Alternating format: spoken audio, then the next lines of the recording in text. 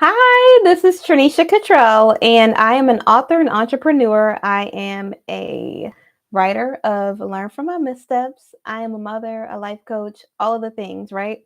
And so, first off, let me say thank you for watching.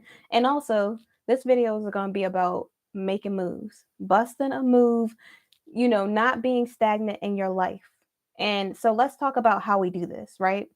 So sometimes in life we feel like, oh, I can't do this. We have these negative connotations, negative things that come in for reasons why we can't be successful, the reasons why we can't do the things that God placed on the inside of us to do. And the very first thing we think of, much like Moses, much like most of the people in the Bible, is we start to make excuses for reasons why we can't do the things that God told us that we need to be doing, why we can't start the business, why we can't be a public speaker, why we can't be a life coach, why we can't help in this area or go serve at this church or whatever else it is, right? In whatever area that you're serving. And we have excuses out of, the out like a whole bunch of excuses. I was going to use other words, but I'm a just not use those words. And so as we start to think about how we can actually be intentional in our life, my voice is messing up already. But as we start to think about how we can actually be better in our lives, how we can progress, how can we do the things that God placed on the inside of us to do, right? So here's one thing that really helped me. When I stay focused on God, much like Peter when he's walking on water and he says, Lord, if it's really you, ask me to come to you. And he goes and starts walking on water. And the moment he loses his focus, he falls in, right? And God reaches down and pulls him up. But much like that, when we lose focus in life on whatever it is that God saw fit for us to do, we start to go down. We start to sink. We start to really just not be able to get to the goals that God has for us or to the destinations that God has set aside just for us. And, little do we know we are the only ones blocking us from being great. We're the only ones blocking ourselves from being everything that it is that God wants us to be. Earlier today, I was listening to this song called Perfectly Perfectly Loved, and I don't know who it's by. I would try to look it up, but I don't want to waste people's time, and I know people have things to do. I don't know why I said it like that, but yeah, I'm not gonna be able to find it, and I don't want to be sitting here on the phone trying to tell you what it is and not getting an answer for you quickly. So I didn't see it with a quick scroll. Okay, it's by Rachel Lampa, right? It's called Perfectly Loved.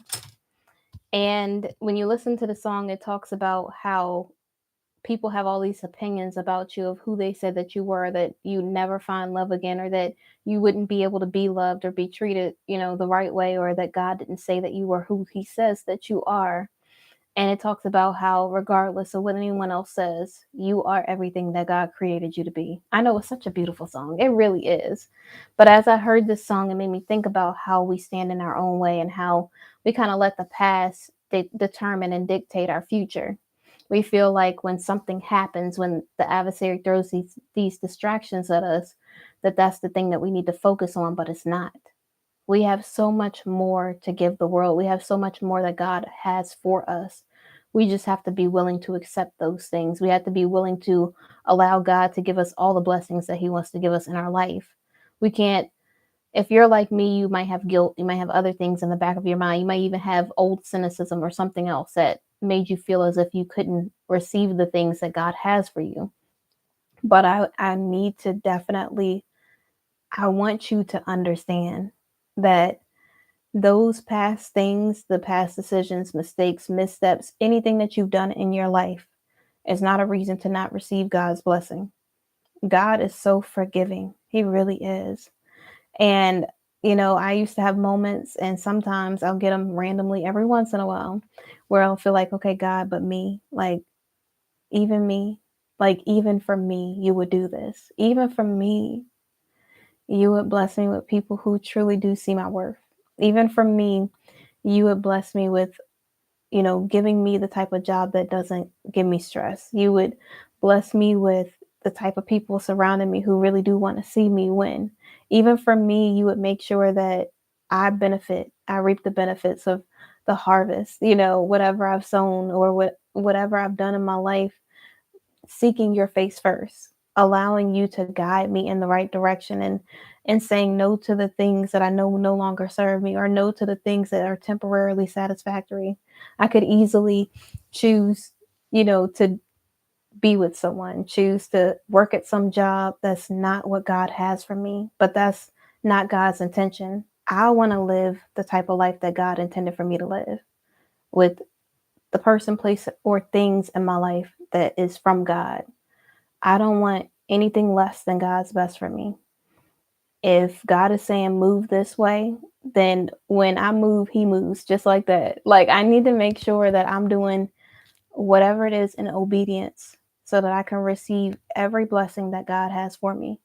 I'm not trying to be lackful in any area of my life. I want to make sure that I'm receiving everything. I'm leaving nothing on the table. I want everything that God has for me. And in order to do that, I have to be intentional.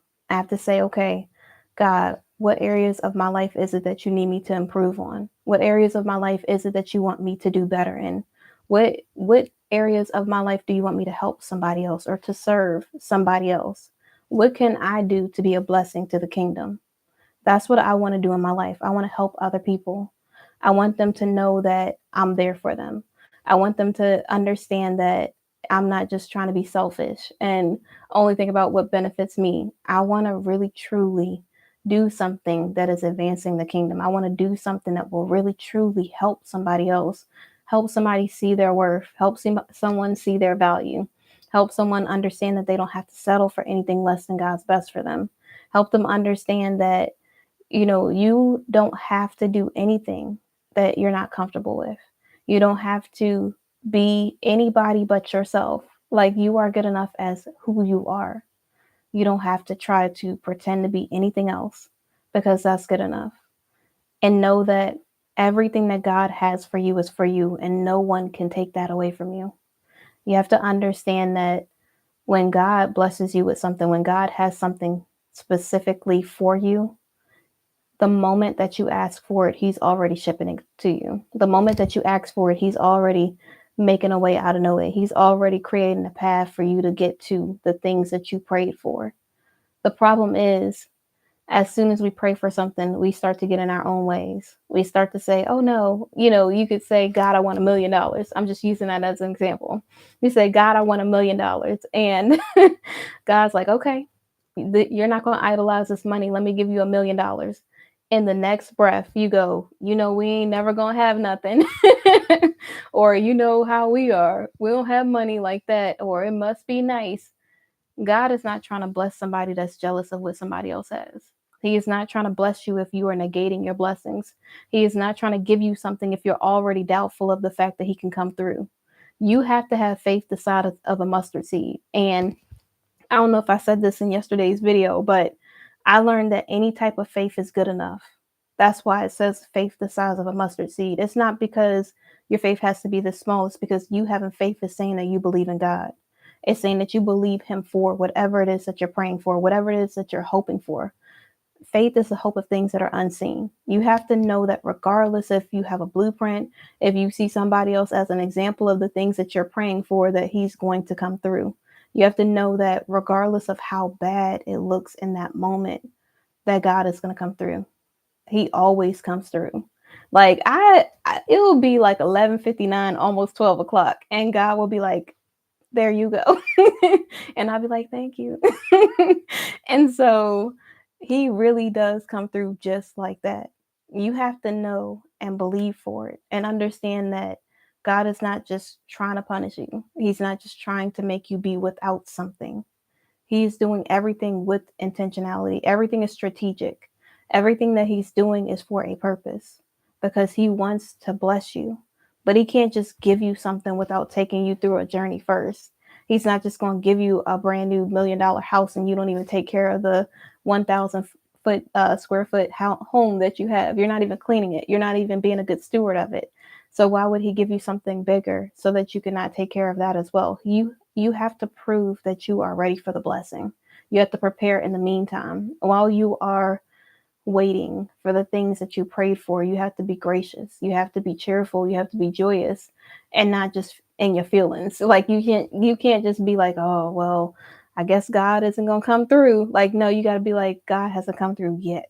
Because he's going to come through. You just have to have a good heart posture while you're waiting.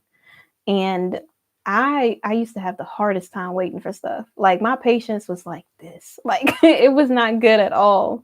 And as I rededicated my life to God and as I've been like focusing on God, I have been learning to be more patient with everything in my life.